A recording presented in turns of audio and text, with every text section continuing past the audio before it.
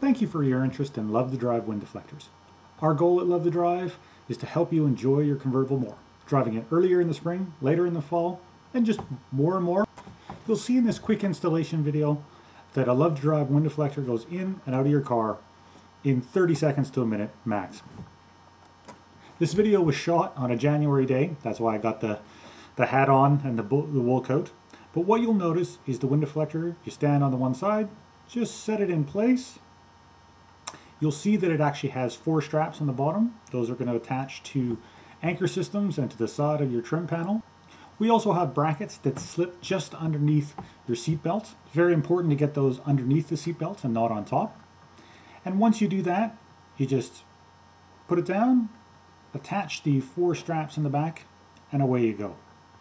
We'll get into more detail in the actual steps in a moment. You'll also find that the wind deflector, when not in use, easily stores in your trunk and can be folded up and down within a matter of a couple seconds.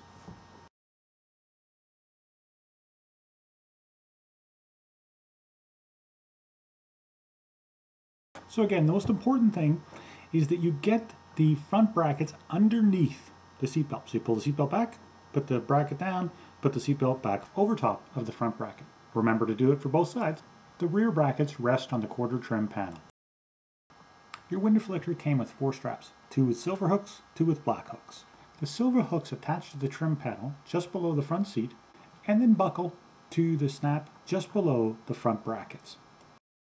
The back straps attach to the trim panel right beside the side of your back seats. Attach the black snap hook to the bottom of the trim panel, then give it a pull just to make sure it's in place. Once in place, attach this strap to the side back bracket and give it a pull to make sure it's tight. And that's it. So put your top down, the wind deflector up, and love to drive. More information is available on our website.